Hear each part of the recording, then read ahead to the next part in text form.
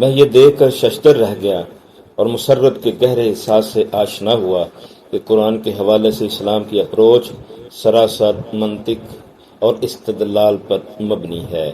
پھر اسلامی تعلیمات اپنے مزاج کے اعتبار سے فطری بھی ہیں اور حیرت انگیز حد تک مرعوب کن بھی۔ میں اس بات سے بھی بے حد متاثر ہوا کہ اسلام نے اپنے ماننے والوں میں زبردست روحانی اور سماجی انقلاب پیدا کیا، جس کا سلسلہ مسلمانوں کی کوتاہیوں کے باوجود اب تک چلا آ رہا ہے۔ السلام علیکم ورحمۃ اللہ وبرکاتہ۔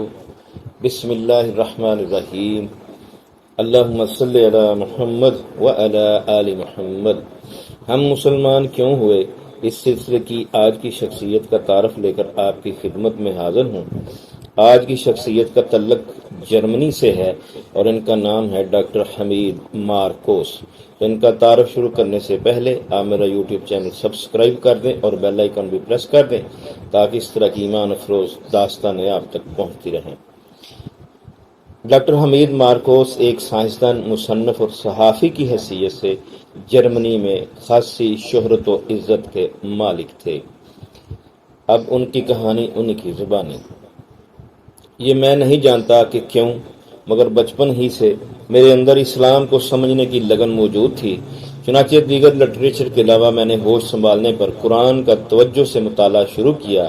قرآن کی یہ جلد 1790 میں چھپی تھی اور ہمارے آبائی قصبے کی لائبریری میں موجود تھی۔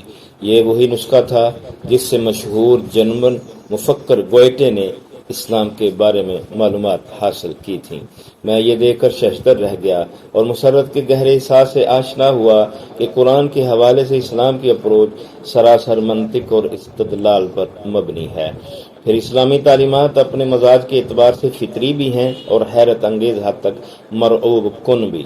میں اس بات سے بے حد متاثر ہوا کہ اسلام نے اپنے ماننے والوں میں زبردست روحانی اور سماجی انقلاب پیدا کیا، جس کا سلسلہ مسلمانوں کی کوتاہیوں کے باوجود اب تک چلا آ رہا ہے۔ یہ میری خوش بختی ہے کہ انہی ایام میں مجھے جرمنی میں مسلمانوں کے ہمراہ رہنے اور کام کرنے کا موقع ملا اور ان کی عادات و اطوار سے خاصا متاثر ہوا۔ ساتھ ہی میں برلن مسجد کے بانی اور جرمن مسلم مشن کے بانی سے متعارف ہوا اور قرآن پر ان کے تفسیری درس میں شریک ہونے لگا۔ میں اعتراف کرتا ہوں کہ کئی برسوں تک میں نے اس غیر معمولی انسان کا قریب سے مطالعہ کیا۔ ان کی روحانی پاکیزگی اور جسمانی مجاہدے نے میرے دل کی دنیا بدل کر رکھ دی اور میں نے انہی کے ہاتھ پر اسلام قبول کر لیا۔ اسلام قبول کرنے اور اپنے نئے مذہب کا گہرا مطالعہ کرنے کے بعد جس بات نے مجھے مسرت اور حیرت سے دوچار کیا وہ یہ ہے کہ نوع انسان کے بارے میں غور و فکر کے بعد جن خیالات تک پہنچا تھا، اسلام نے ان کی احسن طریقے سے تکمیل کر دی۔ مجھے اس حقیقت نے بھی روحانی مسرتوں سے نوازا کہ اسلام میں خدا پر ایمان بنیاد کی حیثیت رکھتا ہے اور اس نے ایسا کوئی دعویٰ نہیں کیا جسے جدید سائنس جھٹلانے کی جرات کر سکی ہو۔ چنانچہ ایک ایسے شخص کے لیے لازوال نعمت کی حیثیت رکھتی ہے۔ چنانچہ اسلامی عقائد اور سائنس کے ماڈرن نظریات میں کوئی تضاد نہیں۔ یہ صورتحال مجھ جیسے ایک ایسے شخص کے لیے لازوال نعمت کی حیثیت رکھتی ہے جو بنیادی طور پر سائنسدان ہو اور سائنسی تحقیقات کا شیدا۔ دور حاضر کے ایک انسان کے لیے اسلام کا یہ پہلو بھی زبردست افادی نتائج کا حامل ہے کہ یہ مذہب سماجی زندگی کی حد تک خشک اور بے لچک رویہ نہیں رکھتا۔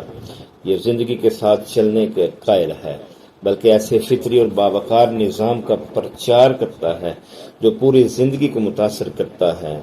اسلامی قوانین جائز انسانی آزادیوں پر کوئی قدغن نہیں لگاتے، بلکہ اس طرح کے رہنما اصول دیتے ہیں جو انسانی عزت و شرف اور وقار میں اضافہ کرتے ہیں۔ برسوں سے میں اس حقیقت کو دیکھتا چلا آ رہا ہوں کہ اسلام توازن و تناسب کا حسین امتزاج ہے۔ یہ فرد کی ذات کا تحفظ و احترام بھی کرتا ہے اور سماج کے اجتماعی تقاضوں سے بھی آنکھیں بند نہیں کرتا۔ یہاں تعصب کا کہیں گزر نہیں اور رواداری کی وہ شان ہے کہ اچھی بات جہاں سے بھی ملے اسے قبول کرنے کی کھلی اجازت ہے۔ الحمدللہ آج کی شخصیت کا تعارف مکمل ہوا۔ انشاءاللہ کسی دوسری شخصیت کا تعارف لے کر آپ کی خدمت میں حاضر ہوں گا۔ تب تک کے لیے اجازت۔ اللہ حافظ۔ اللہ آپ کا حامی و ناصر ہو۔